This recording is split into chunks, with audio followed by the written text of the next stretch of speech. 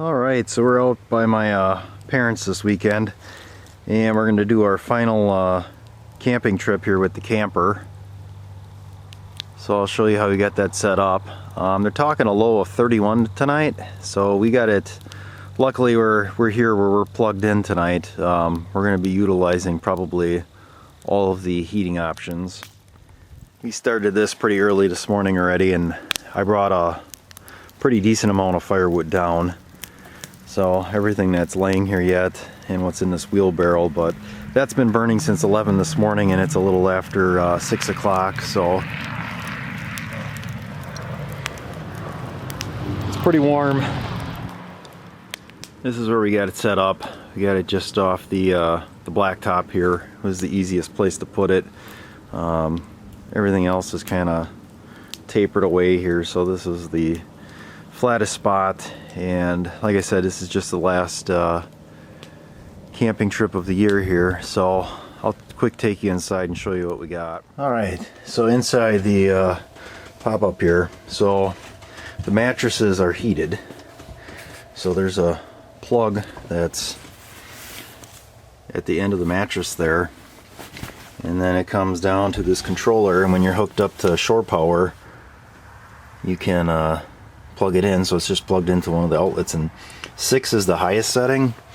And we kind of just tried it out last night to see like how warm it would get, and it didn't really get warm, but we didn't have blankets on the mattress and we didn't leave it on very long. This has been plugged in since 11 o'clock this morning, and like I said, it's 6 o'clock now and it's warm. Like, there's a lot of heat that's rising.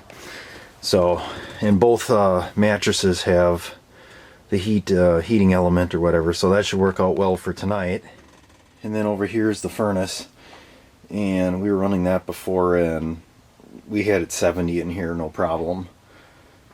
So that shouldn't be an issue with that for the night. If you come around here, this is the thermostat for the furnace or whatever, so seems like it works pretty well.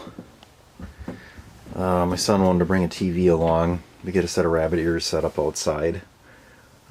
Seemed to work. It picked up most stations, just one that doesn't want to come in. So, yep. So we're gonna sit around the campfire for a little bit and see how it goes, and I'll let you know how the night goes if we get cold. All right, this is it. That's the last of the firewood. We burnt up that whole pile of wood. Now, let me tell you, it's pretty warm. We did it in here for the last camping trip here. I don't know if you can see it, but the ring, there's a metal ring on the side. It's actually glowing orange, so we definitely got this, definitely got it warm. So we're gonna let this burn out and head to bed. All right, so next morning, got some frost. Currently the temperature is 30. It might dip down to 29 yet before it starts getting warmer for the day. So it's about 6:30, and I got the bacon going. We seem to do all right. We actually turned the heated mattresses down. We had them at the highest setting, which was 6. Didn't really know where to go with those, so turned it down to 5, and that seemed about right. Furnace seemed to run all night long. It would run a real good chunk, and it would be off for probably, I don't know, I'd say maybe 5 minutes at the most, and then it would kick back in and run again, but kept us warm. I mean, there's no doubt in that. Definitely was warm. And I don't have the camper winterized either, so nothing froze. I don't think it was cold enough for anything to freeze anyway, but I did pull some plugs. Those 2 white lines there, I pulled the caps off.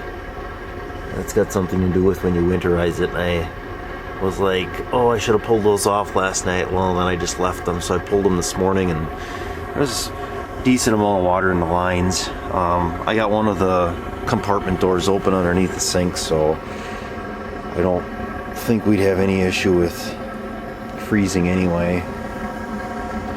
A lot of heat that comes off of this thing here. And then if we come around to the front, like I said, I switched the LP tank to the tank we haven't been using, and this one we didn't use all summer long, so it's a full tank, and it's some decent amount of white frost on that thing, so you know you've been using gas. So when I just fired up the Coleman stove, I got some bacon starting to cook here, starting to fry. So yeah, not too bad. I don't know that I want to camp in this temperature all the time, but alright, so we made it back, and that is going to be the final camping trip of the year. So I pulled the water filter out, dumped the water out of that and threw the filter away. We'll get a new one for next year.